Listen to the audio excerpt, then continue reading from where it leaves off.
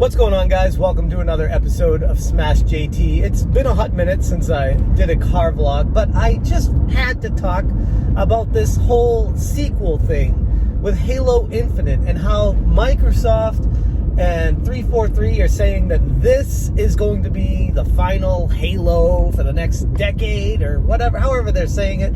And if this truly means that it's the death of the sequels. JT.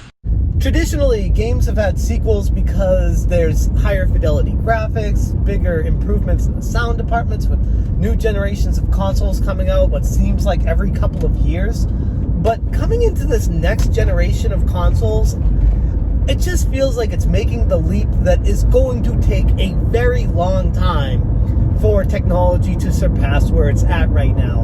And with that in mind, why do we need sequels when we have the ability to update via the cloud and update the current console hardware where it's already super high fidelity, super fast, frames per second, ray tracing eventually? There's going to be so many things that the next generation of consoles can do that there really isn't much of a reason for a sequel anymore. I mean, outside of just the marketing hype and the ability to sell another game at retail. But if we're talking about being able to make as much money, bang for your buck as possible, it's going to be through DLC and updates, as long as those content updates are worth the asking price. Now, games like MMORPGs, World of Warcraft, and things like that have been doing it for years, but it seems like this next generation of consoles is going to move that mentality into the console realm.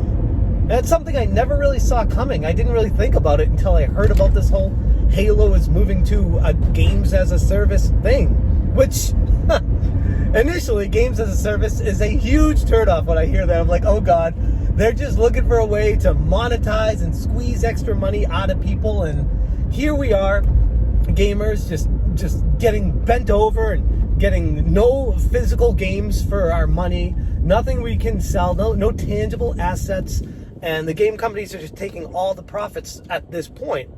But in a weird way, if games as a service is done right, where it's not just full on taking advantage of the consumer, where it actually is providing full-on new storylines and updated development, what they do with Master Chief, where he goes, what happens with multiplayer, new maps, tons of different things like that. Is there really reasons for a sequel?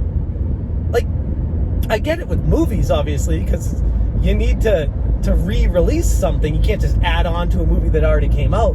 But with video games, sequels might be a thing of the past. That's crazy to think about. And I can already hear the naysayers now getting pissed about this, and the YouTubers out there making hate videos, even more so piling on Halo for taking advantage of the consumers. But I don't know. I kind of want to give Microsoft and 343 a chance on this and see what they can do with it, because if games like Destiny have proved anything, that the games as a service model works. I mean, obviously, yeah, there's a Destiny 2, there's a sequel, but the expansion packs that have come out with it, the additional content and features that are available, the tons and tons of hours that you're able to pour into that game with the updates available now, it's a different kind of mentality in the modern age of gaming. Now, if Microsoft and 343 are able to pull this off, it may send a trend throughout the entire game industry to see the end of sequels for the most part. Like, obviously there'll be indie sequels and things like that, but for major AAA titles, this whole games as a service thing, it's starting to feel real. It's starting to feel like an unavoidable fate that we're all going to be facing as gamers, and more importantly, collectors of physical games out there. It's a very different landscape as time goes by. But Microsoft has proven also with Microsoft xCloud and Game Pass, with a lot of people saying that's actually Microsoft's next console. I don't know about that. It's a service. It's not a console. Come on now. But Microsoft is clearly focusing a lot on Game Pass. And ultimately, with Game Pass having the ability to just download the games and play them, and people paying a monthly fee for them, the idea of having a sequel at all is just kind of unnecessary when you can convince gamers to just buy a game or download it if it's Game Pass or xCloud and play it. And if they like it enough and they like it a lot, then they'll just download the update patch to keep playing the additional storylines and keep going from there. So in a weird way, I know a lot of people might hate this, but it might be the direction the game industry is going. This might be the future that we're facing, the end of the sequels.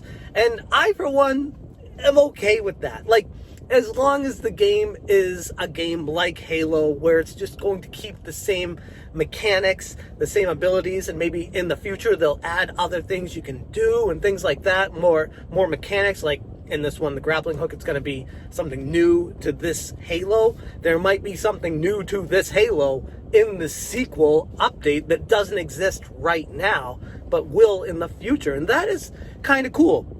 This isn't possible with games like Mario or Zelda. I mean, I guess it could be, but the way Nintendo handles games, they are so unique and stand on their own that they require a different game.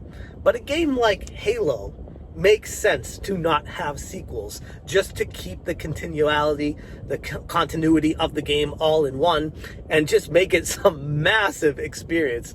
I can only imagine, like 10 years down the road after this is all said and done, how big the file size for Halo Infinite is going to be.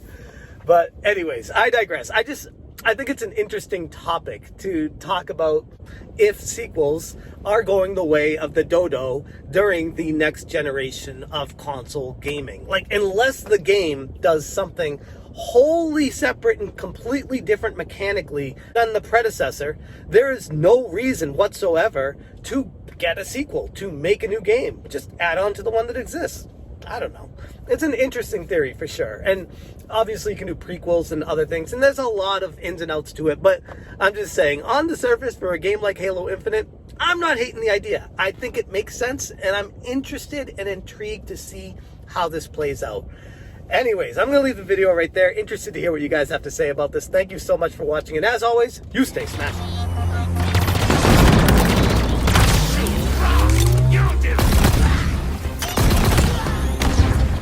Smash, J, smash, smash.